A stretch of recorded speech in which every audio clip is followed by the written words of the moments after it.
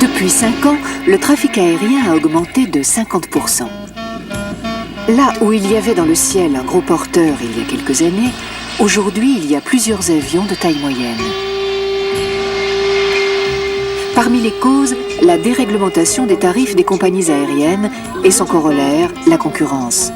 Beaucoup de vols, c'est parfois trop d'avions en même temps. Trop d'avions pour l'espace aérien et pour les contrôleurs chargés de le surveiller, donc des retards les jours de pointe.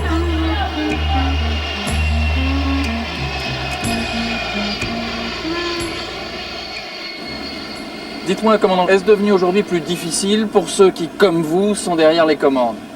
Oui, alors nous avons surtout beaucoup plus d'attentes au sol, ce qui entraîne des charges pour les compagnies aériennes et évidemment du désagrément pour nos passagers. Eh bien, tout d'abord, on constate un manque de capacité de nos systèmes par rapport à la demande du trafic, ce qui conduit à imposer des régulations au trafic. Et malgré ces régulations, le contrôleur subit des surcharges instantanées importantes, ce qui génère beaucoup de stress chez lui. Vous êtes contrôleur, quelles sont les exigences de ce métier?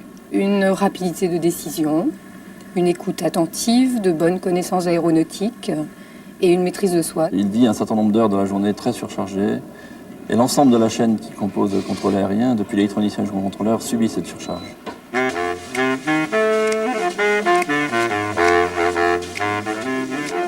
La modernisation des moyens de contrôle apparaît donc comme une nécessité. Et l'automatisation pourrait bien être la solution miracle, d'autant qu'on prévoit une multiplication par 2 du trafic aérien d'ici l'an 2000.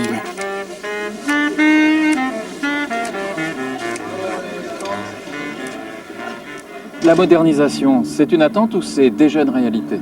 Je crois que c'est avant tout déjà une réalité dans la mesure où nous avons un certain nombre de programmes importants en cours. Je pourrais citer le programme de renouvellement de toute la couverture radar, le changement qui est déjà pratiquement fait de tous les calculateurs qui servent à assister le contrôleur. Et les satellites? Bon, disons que les satellites pour nous c'est clairement un moyen d'avenir. Mais finalement la modernisation va entraîner de plus en plus de trafic. Alors est-ce compatible avec la sécurité? Vous savez, un trafic fluide, c'est un trafic sûr. Regardez sur les autoroutes, là où il y a un bouchon, il y a du danger.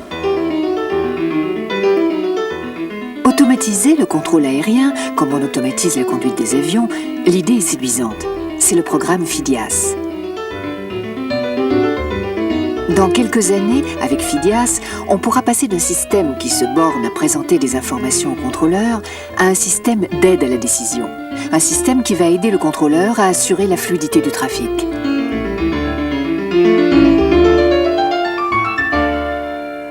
À l'heure actuelle, l'informatique a de telles possibilités que techniquement, pour FIDIAS, on peut envisager beaucoup d'innovations.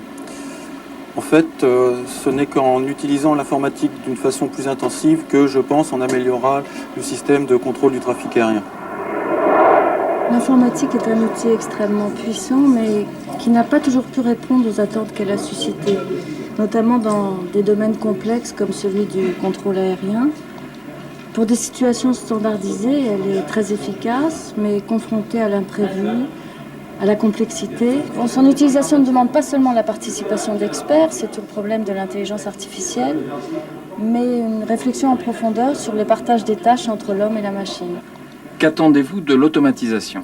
Ce sera effectivement une amélioration de la qualité de notre travail. C'est vrai qu'il nous faut repenser les rapports entre l'homme et la machine. Plusieurs approches sont possibles et sont à l'étude actuellement dans le monde. L'approche française consiste à dire que l'homme est et restera l'élément central du système pour plusieurs décennies encore. Selon vous, cette modernisation doit-elle avoir une limite? Je dirais oui à la transmission automatique des informations de vol. Par contre, laissez-nous un contrôleur pour la transmission des instructions. Pour vous, FIDIAS est-il la solution définitive?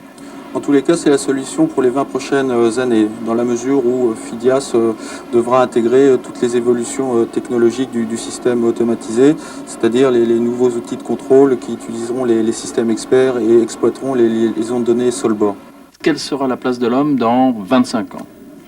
Dans 25 ans, l'homme continuera à prendre les décisions comme il le fait actuellement. Mais il aura à sa disposition toute une panoplie d'outils informatiques, d'aide à la décision, d'outils coopératifs qui lui permettront de prendre ses décisions de façon beaucoup plus efficace et beaucoup plus créative que maintenant. Le projet FIDIAS se voudra donc un outil coopératif, un outil de dialogue qui devra créer une nouvelle entente entre l'homme et la machine.